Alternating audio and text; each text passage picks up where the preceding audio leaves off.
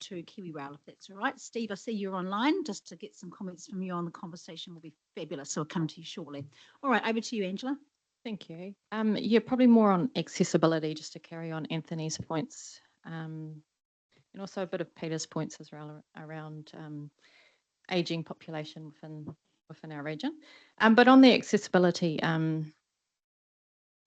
that NTS and Motor Move was touched on, and that interregional travel between the B card and then switching to AT Hop. Within the Waikato, we have our accessibility concessions +1 for the carer.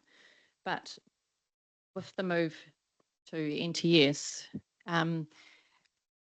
thinking about the user, we need to make sure that those accessibility concessions are nationwide, so that people are free to travel without, that's the whole point of the NTS, is that travel anywhere in the country is easy for the user, and especially for those with accessibility concerns as well. Given our proximity to Auckland and PT linkage, we would be advocating in different areas for that especially the accessibility +1 to be nationwide. It's very little burden on the system, but it provides a life link for those without any other transport options as well. And then just, the hot topic at the moment is, of course, the submissions to total mobility, and just realising that our transport network is about moving people and goods, not just about roads. So,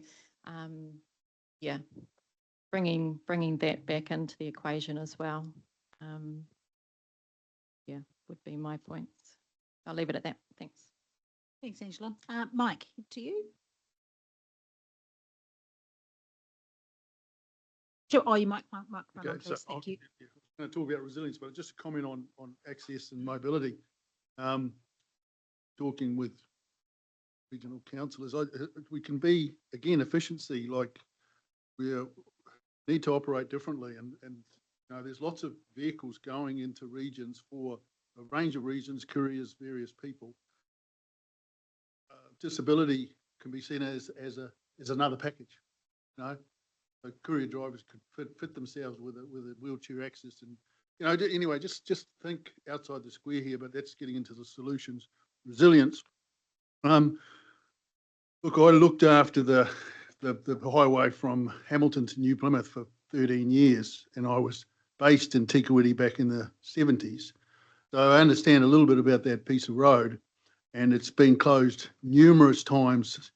Back in the 90s, it was down for 4 weeks at one stage due to a storm event. I think 12 million was injected into the local community at that time, as Peter says, in terms of when you've got those opportunities to close down, and NZTA do some fantastic work. They two-laned the bridge at Mokau.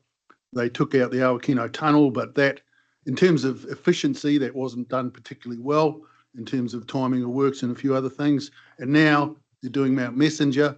And if we want to look at a shocker, well, probably the Hamilton bypass is only worse in terms of wasting money. So I reinforce what I said earlier about we need to be doing things better. We do not have the money to waste in the way that we do with some of these projects. But I also point out that we are getting there. We're getting things on your network. The Awakino tunnel, we are going to bypass Mount Messenger.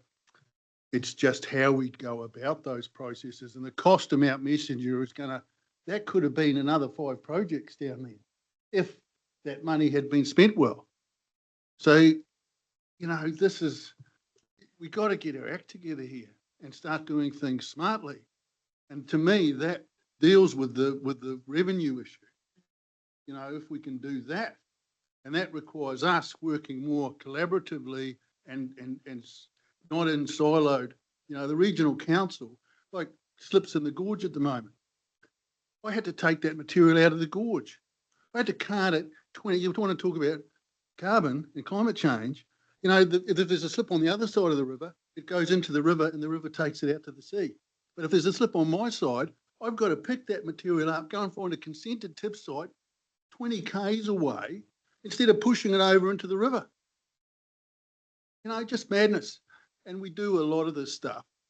So I'm going to keep harping on this issue about, and if we want to talk about resilience, up to 100 mil, we can build things that probably cope. Over 100 mil, 100 to 200 mil in an event, it's very difficult to manage. Over 200 mil, which I think you've had, forget about it.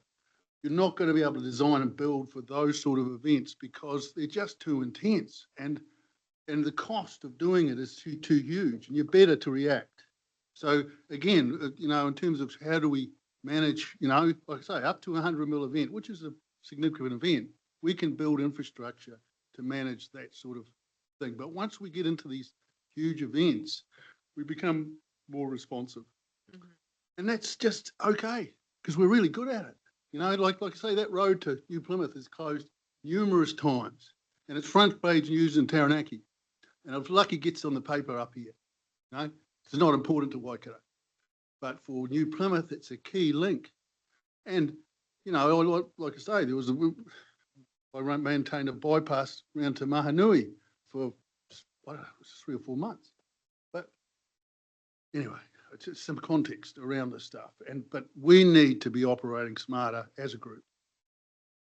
Probably my key point. Yep. No, thank you, Mike. I think we hear that loud and clear. Claire, you had a comment? I just want to talk about the key routes. It's just that for Waipa, we have State Highway 3 and also State Highway 39 in terms of resilience. Yeah, that they're critical links, you know, for freight, logistics, probably, you know, from coming through from the south as well. And so when we're talking about resilience, I think we've got to recognise those routes that have more than simply a connection.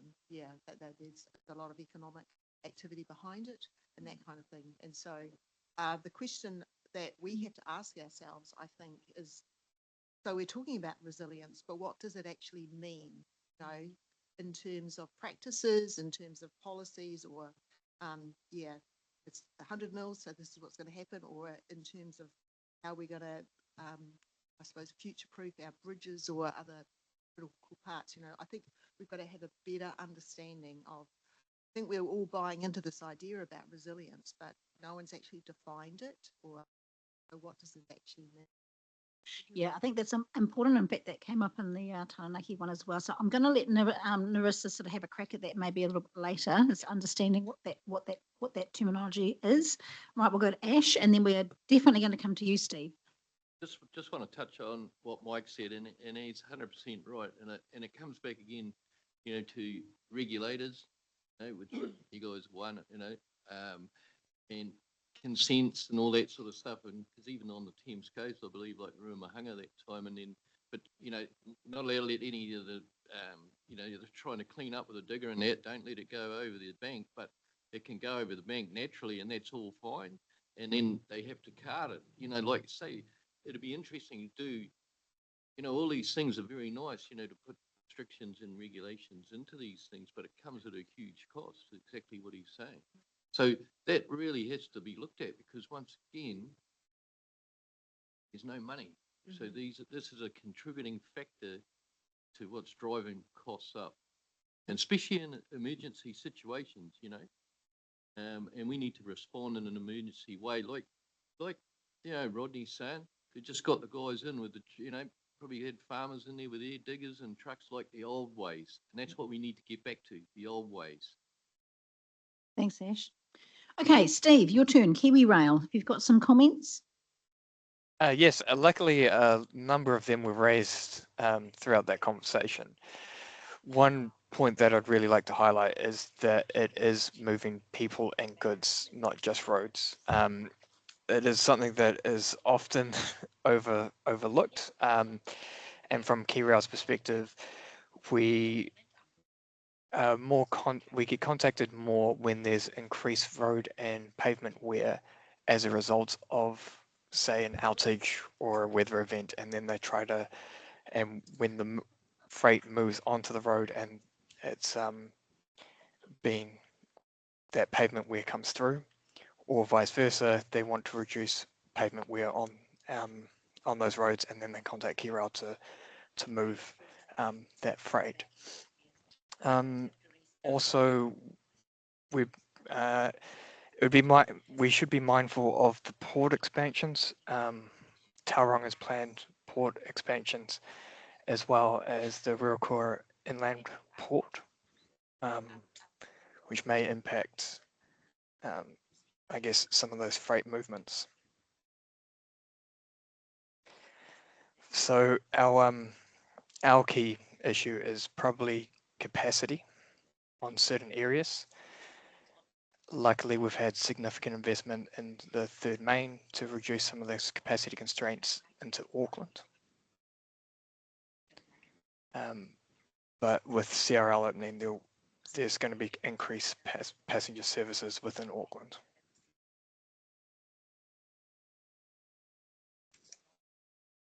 Fantastic, Steve. Thank you for that. I think that Phil has some more to add in that space.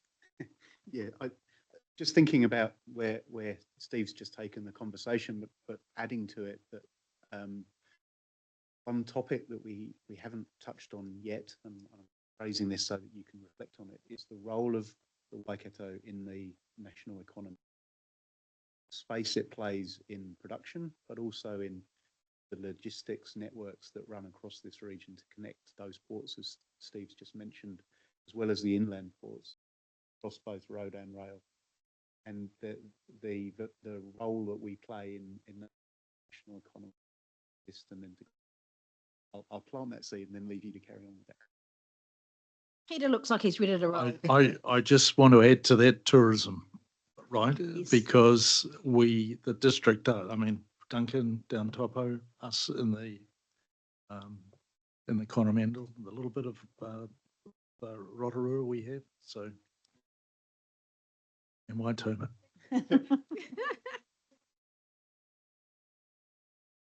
And Hamilton Gardens and the zoo.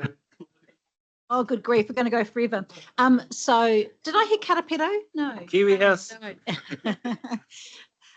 Hey, so look, I think, Phil makes a good point, and of course we've added to it as well, but I think it's probably a conversation, a topic that we're all really familiar with, and it's been raised in this RTLP and subsequent iterations. So acknowledge the importance of it, absolutely, and I think we're all anticipating, expecting that big conversation and the role that Waikato plays is crucial. So yeah, so even though we haven't spent a lot of time talking about it, it is hugely important, clear.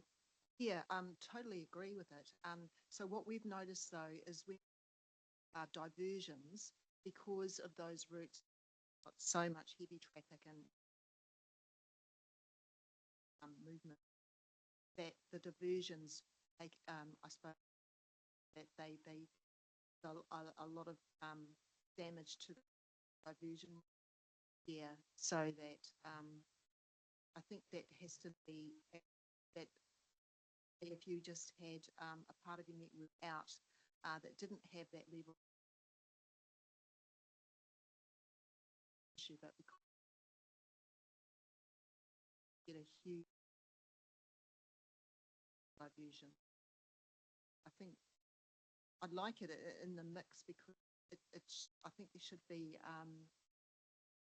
some way of managing that, if it's unlocking extra funding, opening up pathways to create. It's a good point. There are mechanisms for that highway detour.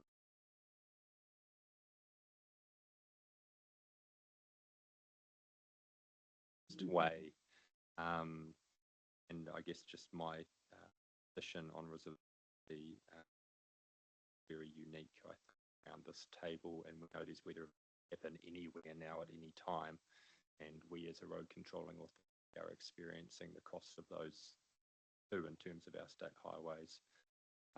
But I agree with Peter's point. Access. The fortunate thing about Waipaha Torohonga is there were local road diversion routes, but there's communities in our region that can be isolated. Okay, look, thank you, conversations in that space. So I think we've got Angela to speak next, and then following that, I think we're going to start framing up. Yes. Yes, and sort of getting to the end of our workshop. So Angela, you're next. Oh, thank you. Yeah, I guess for me, this is the third time being through this process. So seeing a lot of similar things coming through as well. But probably my question, my problem statement would be, how can we, I know that majority of these problems are here and now reacting to weather events. How do we hold that in one hand, but also look to that long-term strategic view, what's best moving forward? I understand the funding is generally 3 years, but a lot of these projects, especially the RONs coming through, are, 10, 15 years time.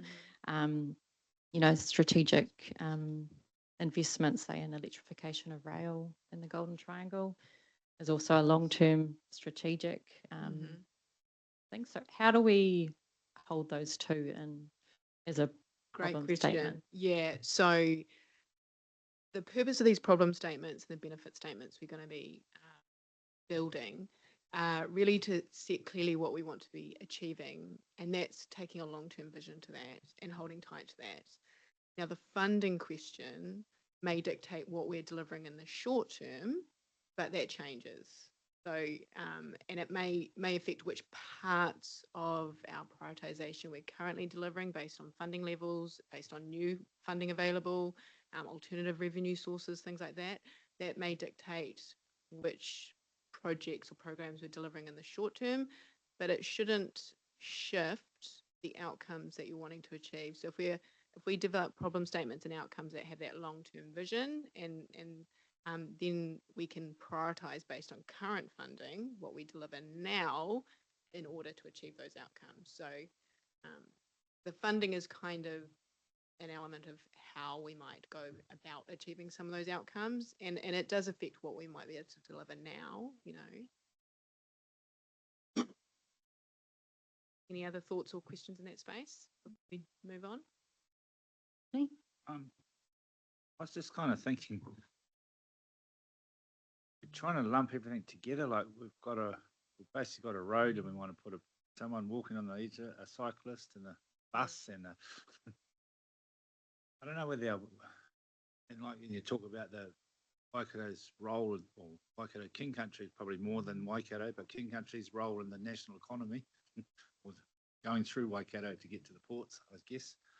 But it's kind of like different freight demands. Like there's a way different size or type of road you need for a truck as compared to someone walking or cycling, or even your tourists. Your tourists might be quite happy to go one. They just want a good, reliable road. They don't actually want a state highway, 4-lane highway, because they want to look at the scenery. So we're kind of,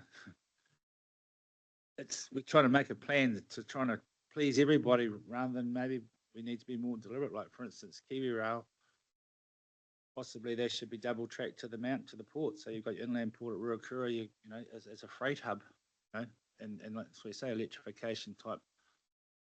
That's why I'm sort of saying about the public transport. Maybe you need to work out really, really want to spend the money in the right areas to have the biggest impact, and then filter, Yeah, again, I think it's kind of, you know what I mean? Completely agree with you. We're trying to be jack of all trades and no masters, not masters of anything. So, there to be masters of, it's kind of really similar vein to what we were just discussing there. Is we need to keep an eye on the outcomes we want to be achieving, and then how we end up delivering on that may change depending on which part of the system we're trying to deliver on that outcome, whether it's rail or whether it's in Hamilton or in Otaraha or something.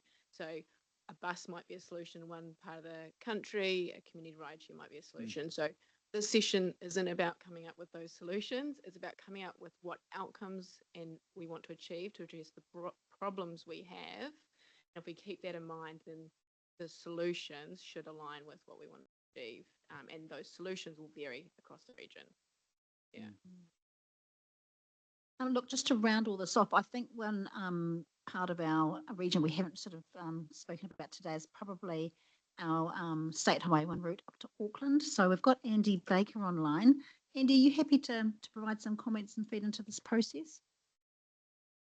Oh, absolutely. So, Actually- yeah, g'day. Oh. Yeah, go ahead. Thanks, Andy. Over to you. Yeah, so look, sorry I can't be there. I was actually hoping to get down today, but that just didn't work out. And I think I heard Pete Revel's voice in there. If it was Pete, g'day, mate. Long time no see. So yeah, from I guess from an Auckland and just listening to the conversation, I mean, you know, it's we suffer from the same issues. It's just a different scale. But I guess what sort of stands out to me is the requirement for us all, I guess, and central and local government to look at transport network system view as a whole, and you know, stay away. And I've heard the word today used. You know, stay away from the siloed approach, and you know that can be really well achieved if we take a little bit of a governance without boundaries approach. And Angela and others who have been, you know, sitting around this table for a little while with me will have heard me talk about that before. You know, the communities don't give a rat's bum who they pay rates to, and that they just want things working, and they don't care where the lines in a governance map are. It's they just want to be able to move around and freight to move around, and so that's really important. And I think it's particularly important in this upper North Island. You know, the block we have the majority of you know, all the people gathered in this room. We've got the majority of the population. We've got, you know, hugely important economic sort of powerhouse to the country, and so it's incredibly important that we, you know, people can move around and but we benefit from that, and we benefit from our being able to collaborate. From an Auckland perspective, I guess, you know, and I heard, you know, the mention about the CRL before. The CRL will be, you know, be transformational up here, but it should also, and hopefully it will, create some two-way traffic. It's not just about people moving into the city, and it's all about us. It's how do we expose you know, the Waikato region to the people in Auckland and the population of Auckland, and being able to make them easy enough to move around. And I think that's, you know, that's an incredibly important part of the whole thing. What the CRL is going to do, and I listened to the KiwiRail sort of commentary, it's going to create a massive amount of friction because we are running passenger trains on a freight network, and you know that's a huge problem for us. And I guess it points to the importance of government investment in the third and fourth main, the third and fourth tracks out of Auckland, that will separate freight and passenger, because a lot of the freight is coming from or heading to the Waikato and Tauranga and other parts, and so, you know, we need to be able to separate that out, and it creates then opportunities for passenger connections into the Waikato as well. That would be far more attractive to people. And I guess that's for us, you know, we're investing into a 30-year, I guess, transport plan alongside a long-term sort of 30-odd year infrastructure plan. And that's just critical. We've got to determine and take the politics out of the things that we need. We've got to be able to get agreement long term that this is the infrastructure that we actually need, be it transport or whatever. But in terms of transport, we need to, you know, from a wider region, we need to actually be able to agree these are the things that we need. The politics will come into it when we talk about design and how it's going to be funded. But if we can get away from that and just get agreement that we need better interregional connection, you know, and for us better cross Auckland connection, etc., all that sort of stuff, and try and remove the politics and remove the 3-yearly political cycle vagaries of idealism and everything else, we'd be in a much better place. So thanks for inviting me along, and again, apologies that I couldn't get down there this morning. Thanks, Andy. No, that was excellent. Right, I think Narissa, if we're happy to Sue, did you want to make a Oh, comment? sorry. No, don't do that, and then we'll move on. Just wanted to take an opportunity, really, Andy, just to come on the back of what you've talked about, because I know that um, in the past, and I'm hoping this is in the past problem statement, that the having a passenger train service between Hamilton and Auckland has been viewed by some in Auckland as being a competing priority with Auckland's priorities. And it would be really, useful if we could resolve that problem, whereby, the passenger train service that we have established actually takes cars off your network more than it takes cars off our network, actually.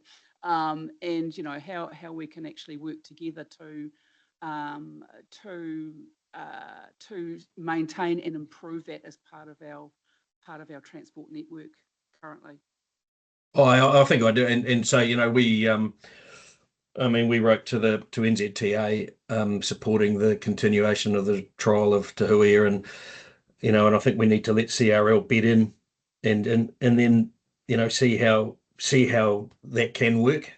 And because I agree, it's the North Waikato feeds a lot of traffic into our network, and we feed a lot of traffic into the North Waikato and further beyond, and all of our holiday makers heading down to enjoy beach hospitality during the summer. So yeah, I agree. And sadly, not sadly, but CRL is a big part of that. We've got to let that bed in and see how it works.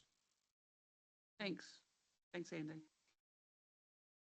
Okay, if everyone is ready, we'll just head back to Narissa to start formulating some of our thoughts today. Thank you. Thanks, Liz. Okay, so I've already been doing some consolidation as we spoke of, so I won't dwell on this one. The next step in our process is to take that brainstorm we've just done and try and consolidate it into up to 5 sort of problem statements. It's sort of up to us how many problem statements we want, but we don't want too many, otherwise you end up diluting your focus, I suppose. I've just got a couple examples of what problem statements need to look like, and the only thing we really need to include in here is that, do we have a clear cause, clear effect? Is it easy for someone to understand? So there's a couple of examples that I've deliberately done non-transport examples because I didn't want to lead anyone down a particular path. So that's all I'm going to be looking for as we craft it. What we're going to do is we're going to slowly work through some of the themes that came up. So I've tried to note down various themes. So we seem to have a theme around access, travel choice. Public transport sort of dominated that theme, but it doesn't sound like it's the only thing here. We talked about community ride shares and other travel choice. Rails popped up, passenger rails popped up as well. So there's that one theme that I'd like to talk about. There's a real productivity, capacity, efficiency theme coming through as well, linked to growth and our ability to respond to growth.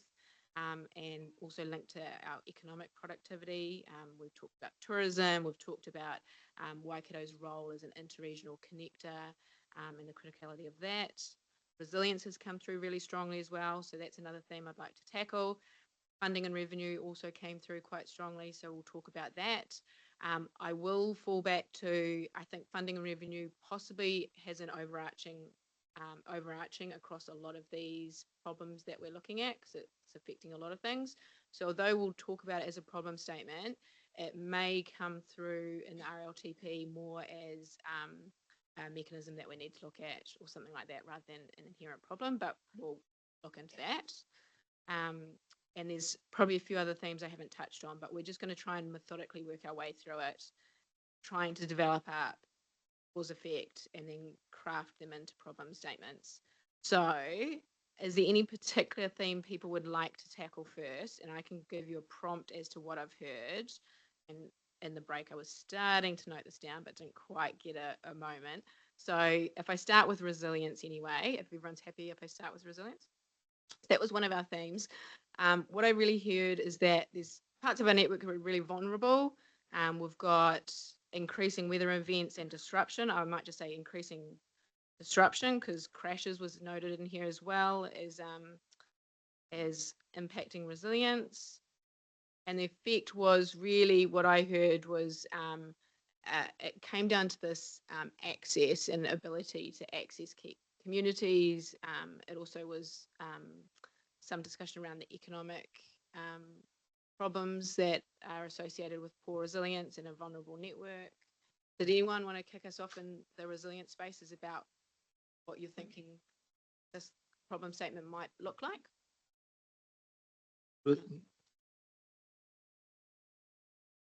Thanks. Up to you, Peter. The thoughts that run through my mind are the end result is economic carnage is the word I want to use. It is communities being isolated and all that goes with that feeling or that sense of not just the feeling of isolation, but the reality of isolation, the vulnerability that comes into that. I guess I feel if we don't address that problem, I think that ends up becoming, those are the outcomes. But Elvisa's got something to add to it. Oh, I just said social impact. Mm-hmm. It's sort of like the word that covers that community. We have well-being impacts. So well-being is a bit broader than. Yep, Jeanette, did you get into that? I don't think we emphasised the importance to the national economy of the agribusiness, being both the dairy and the sheep and beef in this region. So when I say that, and the impact on that business side, as well as those other things that have been mentioned, I mean, who here would put a multi-million-dollar business in a spot where you may not have road access tomorrow? Who would put all their life savings into that? And that's what you have got with the thousands of farms that we've got throughout the region, and the economic impact of that is huge. It's national impact. Yeah, so we'd probably, I'm not going to say we're going to prioritise economic over social, but I think what you're wanting to do is give it more weight. I agree with everything that also was said Yeah. as well, but just re-emphasising the farms. Yeah, I know. Mike and then Sue.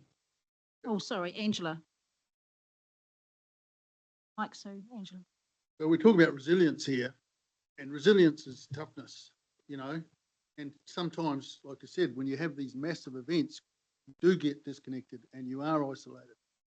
And so we need to be tough and be able to handle so what we need to do is support our communities to be tough. And the Hamilton centricness of this discussion, which I understand, but our money as a nation comes from our rural sectors.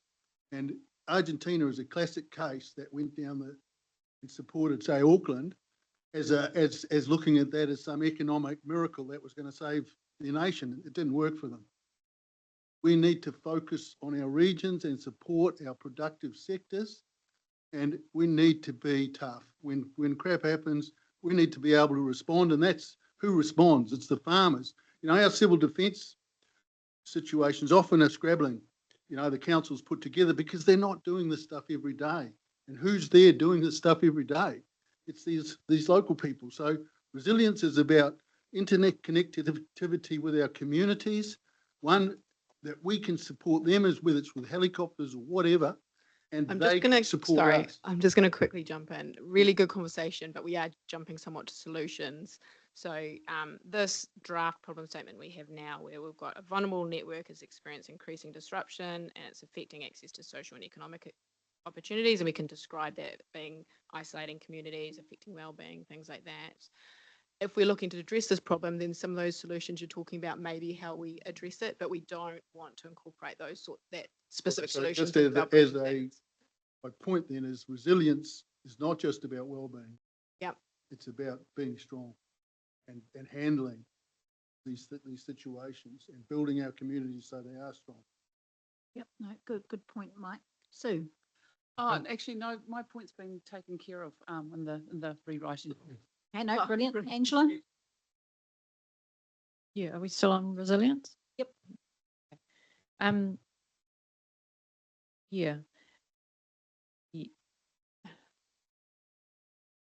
I think as well as the resilience and the rebuilding is sorry, I'm just finding my notes. Is also about that ability to, you know, like Jeanette said about communities choosing where they live, enabling people to stay where they've invested. So it's sort of covered by, you know, that resilience around communities. They need jobs, they need the economic productivity as well, wherever they choose to live, whether it's anywhere in our region. And I'm kind of, I don't like the word Hamilton centric or the city versus region. We're here in a regional forum, and we're all here for the whole region. So we all bring a different point of view, but yeah, resilience will look different in different parts of our region, but if we can keep that broader view, yeah, it's getting a little bit. Yeah, Yeah. so I'll just ask the question then. This problem statement we've drafted up here, are people comfortable it would capture the resilience issues across the network, regardless of whether you're in Hamilton or you're in Thames, Coromandel or Tahonga? So what I'm trying to craft is broad enough statements that they're not going to be geographically specific, not going to be mode specific, not going to be arterial or rail specific. I think we've achieved that. I mean, Yep. is anyone in broad agreement with that? I think opportunity is too soft because it's Yes. actually it's affecting access to social and economic opportunities for some parts, at least some parts, maybe all. It's actually baseline existence. Yeah, so it's So something a little Yeah. bit stronger like than needs, opportunity. or what's a word we transfer there? There's a lot of talk about the access to the hospital, which lifeline, survival, something a bit stronger than opportunity, because it is actually critical in many different, Peter. Yeah, thanks. So two things. I just want to what Jeanette's saying, because it's not, when I think about economic opportunities, it's what's going forward. It actually becomes economically devastating, because communities, people, businesses and so on are having to deal with the impact of the roading network down. I think the second thing I just want to say is I absolutely agree with Mike about resilience is much broader, but what we're actually talking about here, my understanding is we're talking here about resilience of our transport infrastructure, our transport environment, and everything I think Mike's saying is absolutely right. What we need to be doing with our people in terms of how to cope and how to toughen up and all that is absolutely critical. I think it's beyond the scope of what we are doing in this room. Yeah, absolutely. Yeah. Rodney. I was more going to say just about market access. It's very vital. These roads, like for instance, a lot of the supermarkets or businesses nowadays, they rely on just-in-time delivery, or some of them have got about 3 days resilience. So either you have a big supermarket full of stuff to last you quite a while in case the road goes down, or you have a good roading or transport network. Why you see a lot of trucks on the road at night, because they're all delivering things. The market access is quite a big thing. I know with the big gorge over Portaki and Gisborne, that's affected the fresh veggies. There's so many fresh veggies come out of that area. And it's not in our area, but State Highway 3 is a bit like that. When you drive that road at night, which I have done middle of the night, it's just full of trucks delivering goods to the markets. So, yeah, it is an economic opportunity, but it's just, it's how we live it. It's what I was trying to say. It's how we live our life now. When you go to the supermarket, quite often people just buy enough for a few days. Like, I remember when I was a little kid and Mum worked in the supermarket, people would have these massive trolleys with stuff for weeks, because they didn't come to town as often. Now, now you go into town and people buy tonight's tea, sort of, and the next day they go and buy tonight's tea. We've changed our habits. That's all to do with transport at some stage. Thanks, Rodney. I think what Jeanette's trying to say is that word opportunity is still not quite right. Is that right? It's not strong enough. So yeah, we'll need to think. We will get better at that. We'll go to Anthony and then tell Lisa. Yeah, thank you. It was just interesting that statement you have in the effect box applies equally to, a disabled community that don't have the option of public transport. If they don't have that transport option, then that statement is exactly relevant to them as well. Yeah, exactly. And that's what we want to get out of these problem statements. We want to make sure they're really universal statements that that work across the region and across different graphics and users. My wordsmith online has suggested I like it. connections rather than opportunities. Thanks, Andrew. Yep. We happy with connections, or we still want to think about it?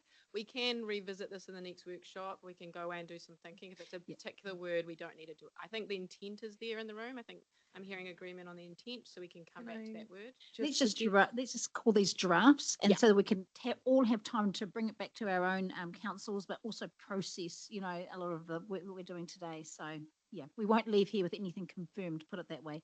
Oh, Lisa. Sorry, can I, just because I've heard it echoed around the room several times, the word sustainability, economic sustainability, as an option. If anyone else proposes that, then that. But it's just throwing that out there. Okay, no, thanks for that. Just on sustainability, I've been thinking about that too, but I actually thought it probably fits under the funding and the resilience. That's where I put it incidentally, but yeah. We haven't actually talked about that very much at that time. Yeah, so what I suggest we do is we try and work our way through and get some problem statements in here. Then we can think about wordsmithing, because a lot of what we're talking about here is the outcomes we want to achieve. We want economic sustainability, we want various access outcomes. That's great. As long as we have it somewhere in these problem statements, it'll get captured in our next workshop as outcomes. So I think we work our way through and then we can revisit each of them and refine them.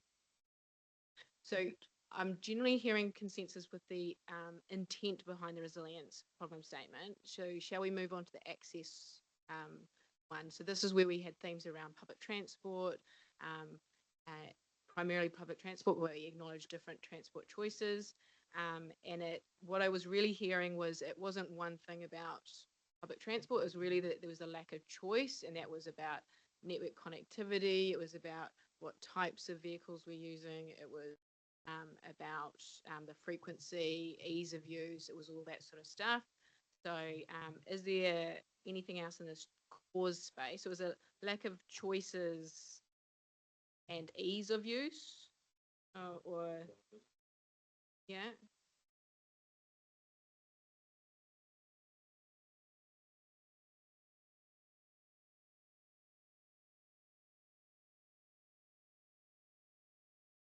It's interesting doing a little bit of having a few conversations with the University of Waikato at the moment around why their students are still choosing to park a lot of cars. They use the word comfort. It's one of their top reasons why students won't jump on their buses is lack of comfort. Now, I think that means ease, but we'll delve into that a little bit more because I think that that particular market's important. The younger market, we'll call it mostly. Yeah. But their voice is important in this space too. Yeah. So this lack of access choices, what is it leading to? And again, I did hear there was a lot of overlap with this resilience one where it was fundamentally about access and it was fundamentally about whether people could get around our region comfortably and interregional as well. Lack of use. Also adding to congestion, like if we could get more people in transport, reduce congestion or of individual vehicles on the wear and tear, avoid having to upgrade our if we could get more people doing air transport, it would take the pressure off. So, I think, yeah. So, Angela and then Sue. Yeah, thank you. I guess what I've heard from conversations this morning in the space is, Rodney in particular, you mentioned, really focusing on the areas where it can make the most impact. And I suppose that comes to the efficiencies as well. That investment should follow where, where we can, do all that.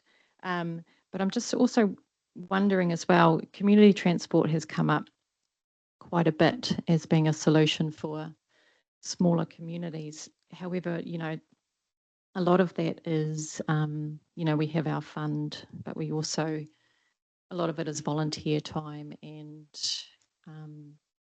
I guess they're really feeling the pinch right now with the fuel as well. So it's I suppose ensuring that they're sustainable in their choice of vehicles, drivers is another thing.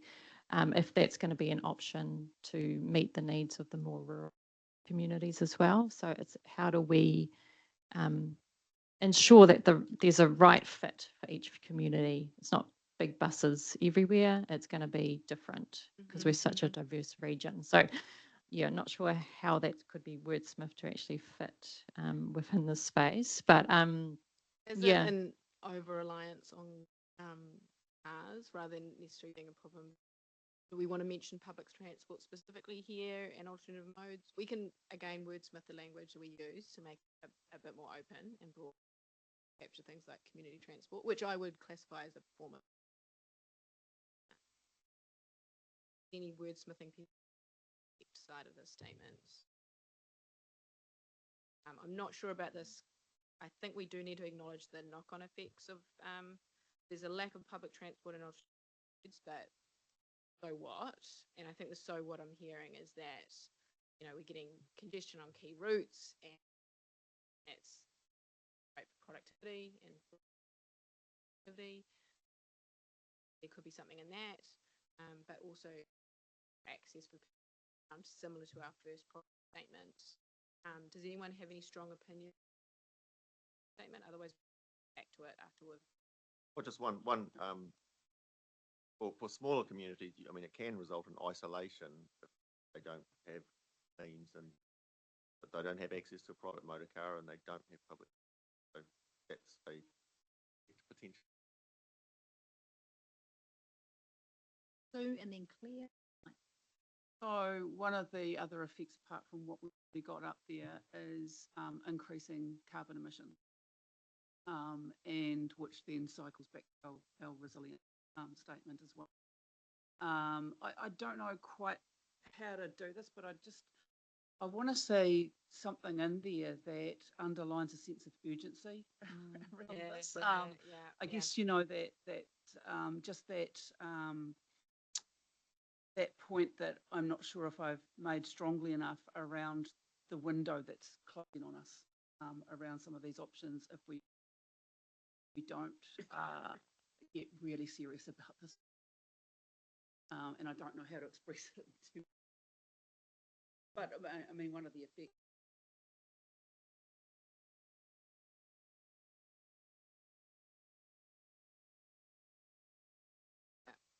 Good, Claire, and then. So I just wanted to say that for those rural,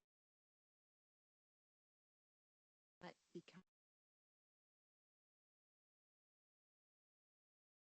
they're the ones that commute the furthest, and so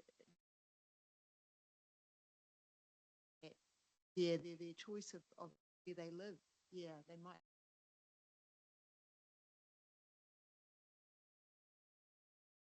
I don't know how you.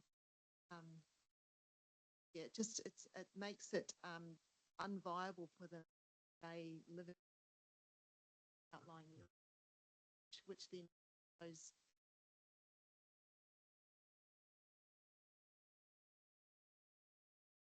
They'll be.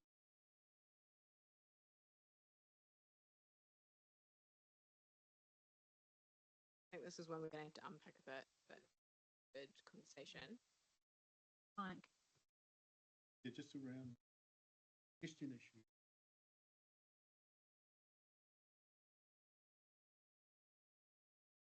There's big issue. When does the congestion get us? In this is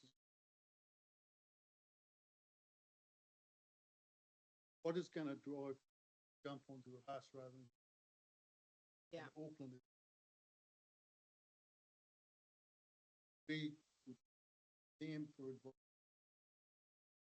What might shift people? When does that trigger happen? See in Auckland, they stick in their cars pretty like limpets. Right? Even when they got to sit, still choosing. I just think if we're going to look at this congestion issue, we can learn a lot from. yes, Maybe not learn, but London Underground, is a classic. How old's that, you know? So, They're not going to be doing.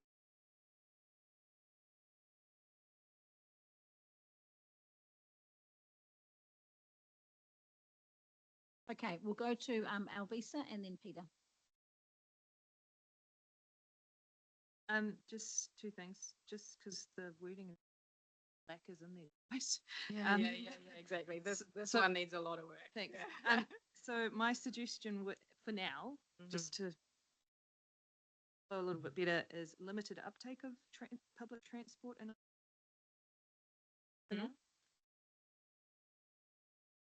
and just on that note about the student voice, car parks, and like if you build more car parks, people are going to up. So there's that, and also in Wellington, student uptake of public transport because it's so hilly. Who really wants driving, especially if you've got a manual uphill. So looking at the sort of what the other contributors limit that of you podcast. Peter. Thanks.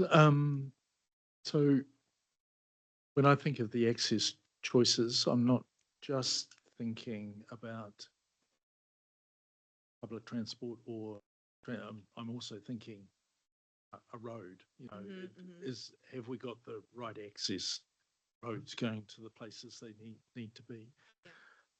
Firstly, the second thing is for us, and I actually think it's for us as a region, and it's probably for us nationally, just with what's happening with our demographic, we are an aging demographic. As time goes on, increases the importance and significance of access to health services. I think as a consequence, or that we need to, or an effect, if we don't have those right choices, whether they be road or public transport or whatever, we are the impact is that people are not getting their access to health services, which I think is becoming a critical thing. Yeah, I think what I'm seeing is quite a bit of overlap between these first two problem statements. So I think we might need to craft where we talk about access to social and economic connections. It could be that the first problem statement, we really emphasize that critical lifeline access. It's sounding like that is the main thing there. And maybe we shift social economic connections to the access choice problem, but that's something we can explore. Is there a problem with us there being repeated themes through the effects? You Because I think can. there are quite a lot of crossover in terms. Yeah, you absolutely can have crossover. And when we talk about the benefits the next session, there will be overlap between problems and benefit statements, which is really where this effect side of the problem statements come in. So again, we can craft some of it in the next session as well. Okay, we've got no more speakers in line. So move on to the economic. So already there, but yeah. So the economic theme, I've just chucked a couple starting. Sorry, it's just bothering me that economics spelled wrong. Can we put it up? Thank you.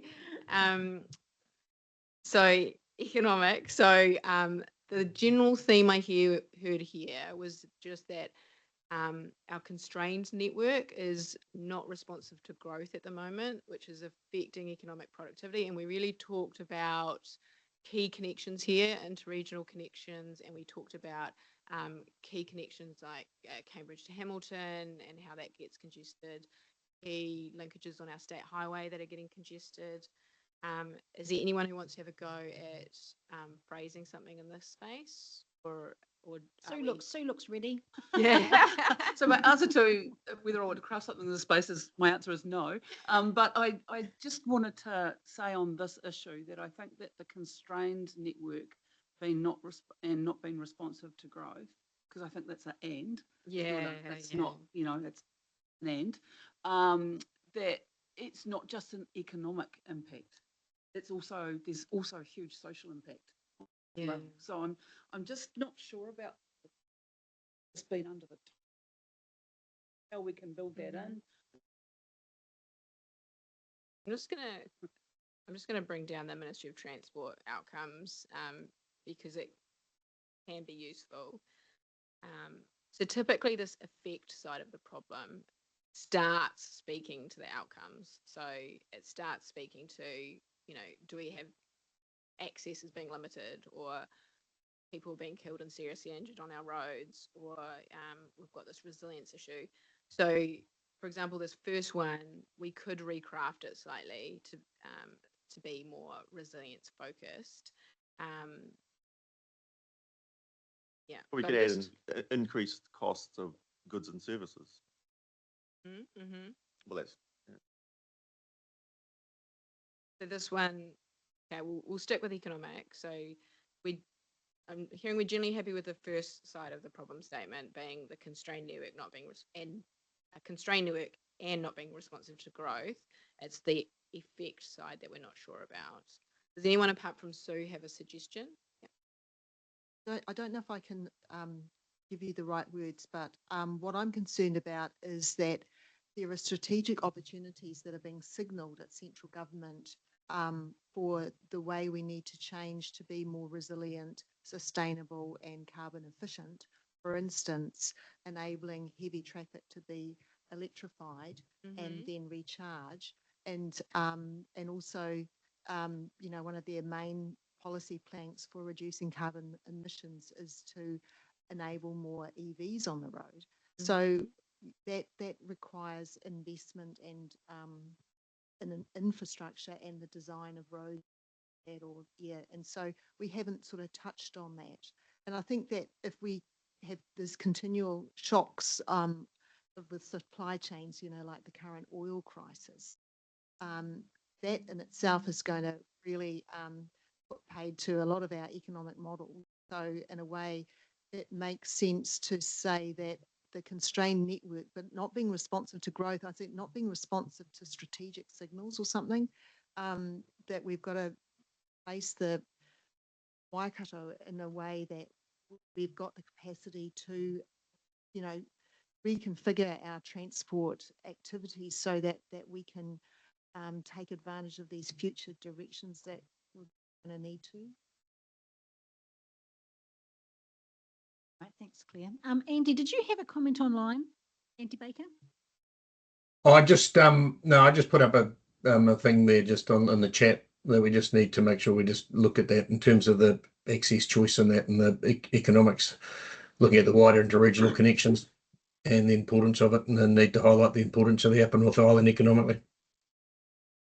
Yeah, no, thanks, Andy. Not everyone can see the chat, you see, so I thought it'd just be good to vocalise your comments. All right, Sue and then Rodney. Sorry, just something else that I don't think is quite right in that core statement. It's not about being ahead of growth, being responsive to growth, because I think being responsive is where we get ourselves into the. Yeah.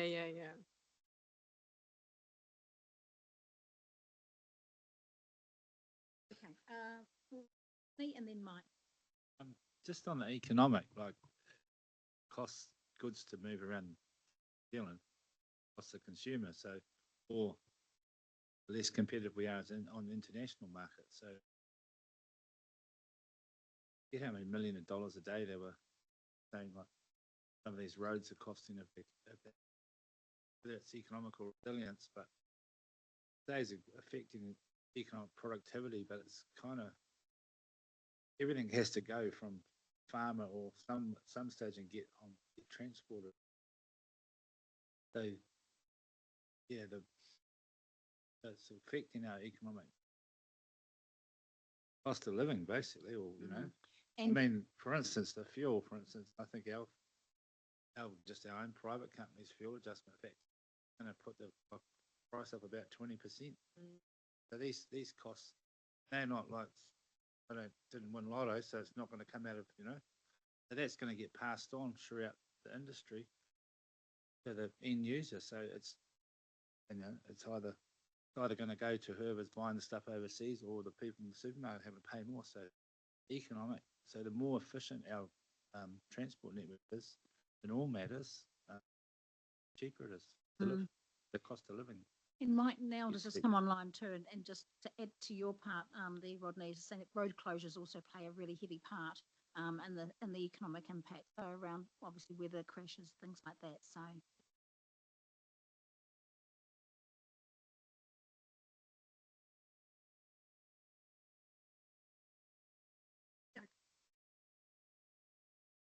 part of the story, isn't it? Yeah, I think so. Mike and then Alvisa. So I'll just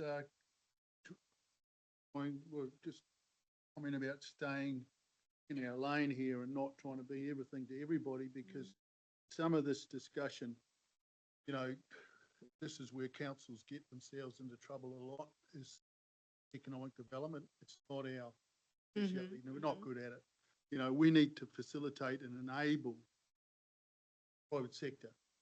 So we're providing a network of connectivity so that private sector can generate revenue and earn money, which keeps us going. So that's our job here. We're facilitators. We're not the instigators. You know, sorry, I ran the wrong way a bit there. But councils, I see constantly thinking they're in the game of business development. Not, you know, we're not good at it. So I just feel that the discussion's going down a bit in terms of economic productivity. We need to enable and provide a ability that gives business the ability to be efficient. Yeah. And so this is economic. I don't think we want to go down the social track too much. This is an economic criteria here. Cause, okay, quite happy with the cause. Effect, just don't think, I think the one above's a bit big. Oh, absolutely. So keep it pretty tight. And how do we enable and get ahead of that growth curve? And we've got to be more efficient and got to operate more collaboratively in terms of what we provide to these private sector businesses. And it was great to have them in the other day to talk to us. And I was impressed at their resilience and their innovation and what they're doing. And we need to copy that, start doing something. Right.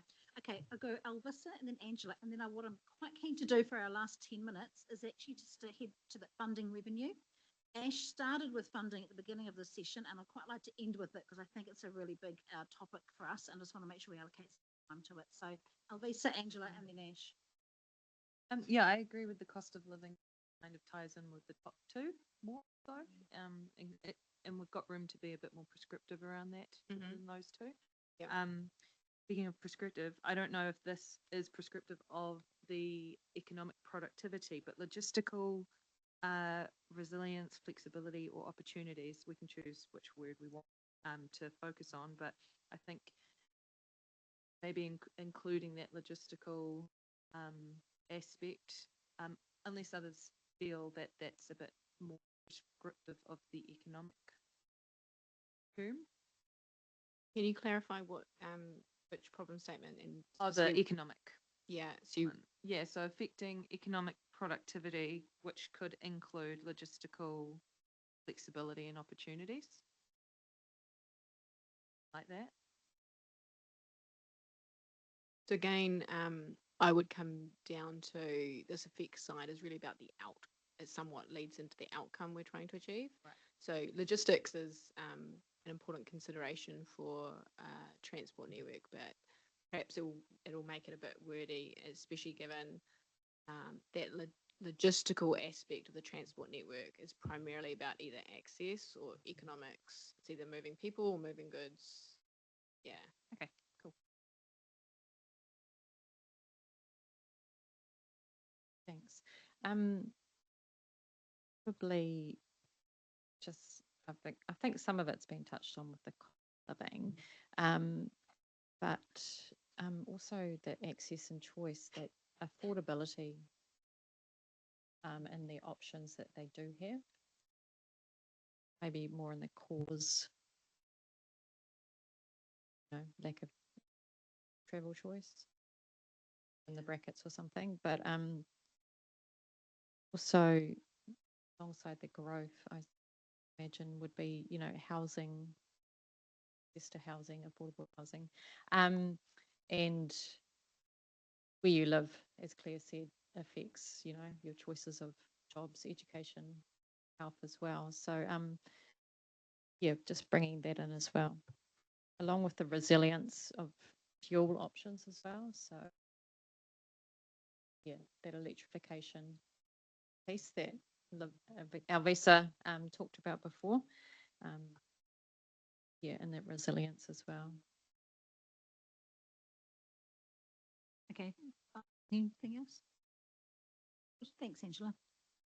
Ash, I'd quite like to move to the funding review because we've got we've hard very short- limited time now. Yeah, we're down to the last 10 So minutes, and it's important. The cause needs to be a bit stronger, funding limitations. Yeah. Just Crisis, have the funding crisis. funding. Yeah, well, don't have the funding. The effect is substandard roads. We don't have the ability to respond. We don't have the ability to do things we want to. And Exactly. and we need to sort out ways of doing it other than the current models, that they're not keeping up with growth, not keeping up with expectations. Get the toll.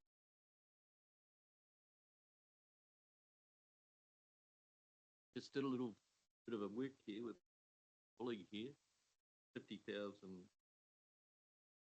traffic movement Bombays. If that was $4, there's 200 grand a day coming in, and 4 million a week. On the one thing, you start loan funding billions of dollars to get the roading done. Probably doesn't help either though. We've also got substandard quality seal now, crappy grade tar seal that breaks up months after. But that's another day, I guess. No, I think we need to include it. Yeah, yeah. I think it's absolutely a topic for today. Yeah. Okay. No, good. Look, the tolling thing comes up in a number of different forums, and I guess what we're hearing now is there is an avenue for district councils to start tolling local roads as well, or building new roads, or building something that's not necessarily on a state highway. There's an avenue, isn't there, Ash? I don't know if, I know what you're thinking, but local roads and that, and we have the ability to do that, don't get me wrong, but I don't think we need to get to a stage where every little village you go through's got a toll, $2 going in, $2 coming out. Like, I think at the moment, because we're quite archaic in our ways, we reference other countries and that are doing it well. But, for example, IP Brain, Bombay Hills is an easy one. There's an alternative around if you don't want to pay.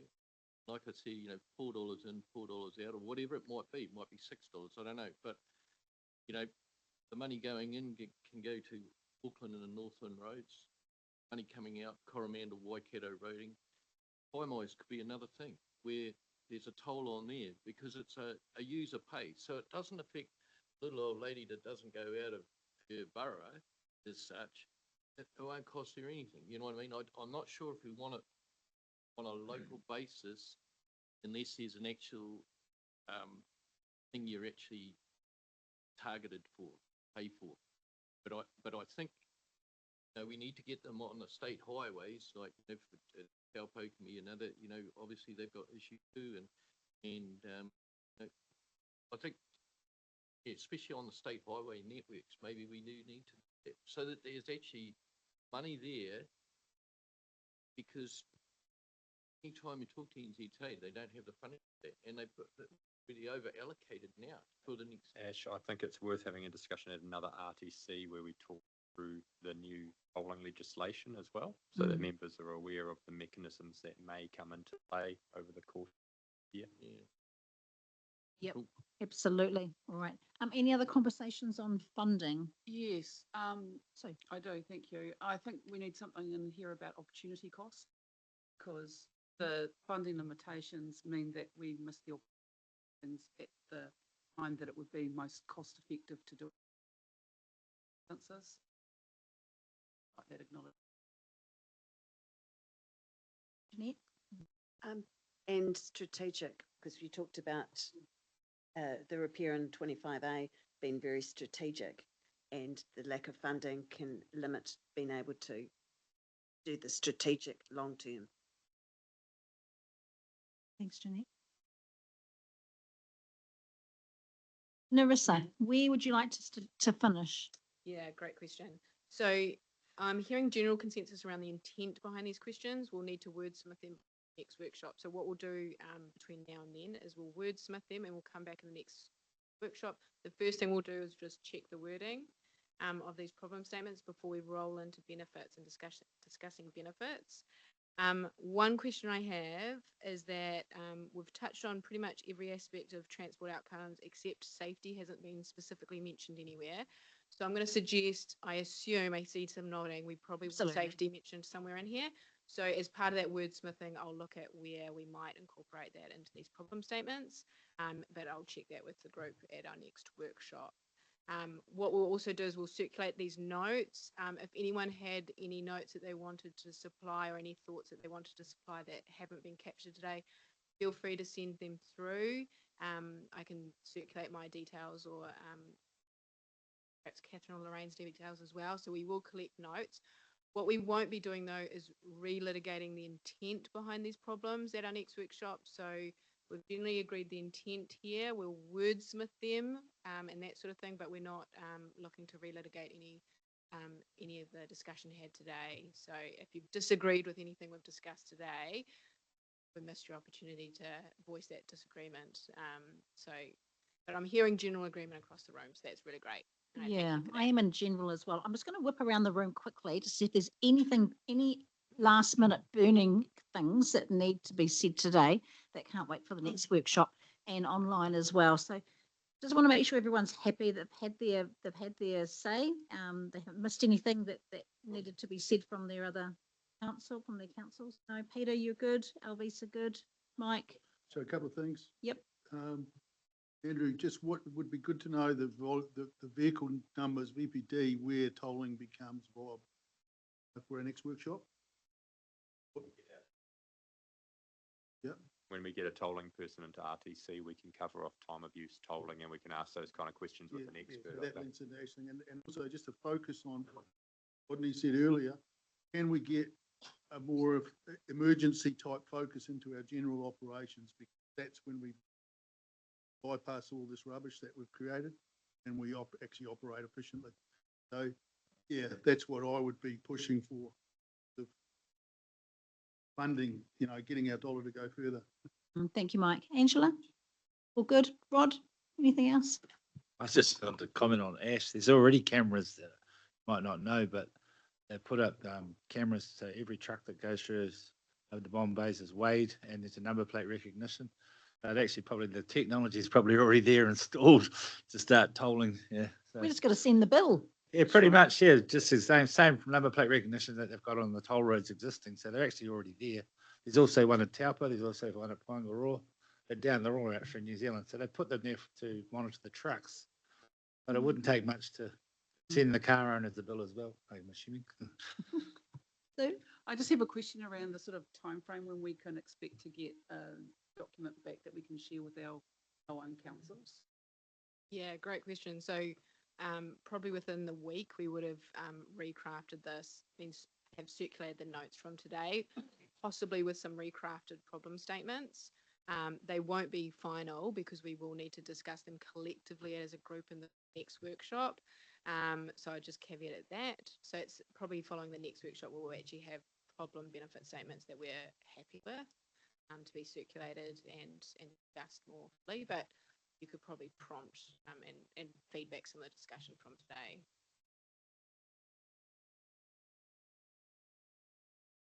Yeah, certainly the notes from today. Yeah. Thanks, Narissa. Anthony?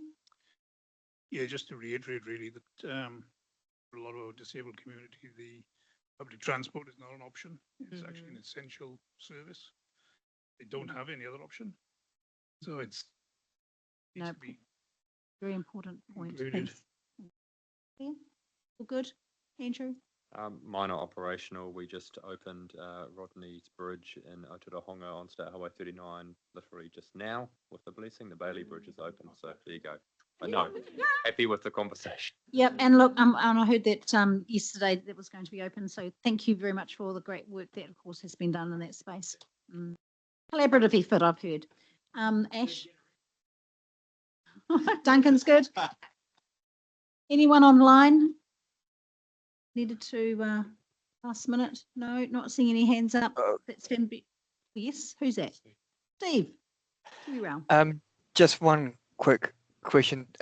When it came to the economic, did we land on whether it's cost of living or whether it's the economic importance of the region, noting the Golden Triangle and ports connection?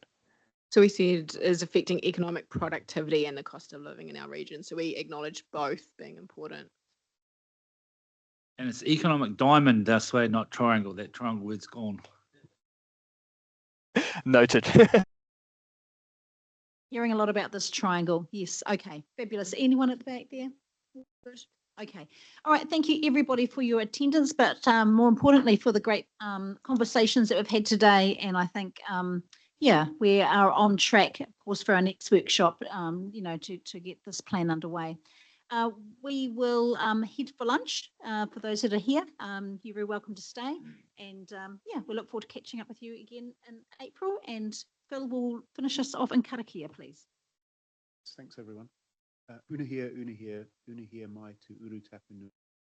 Ia mako te tinana. Iara takatu. Ira e rungu e whakaria aki. Ia tina. Ie hui e tai. Everyone.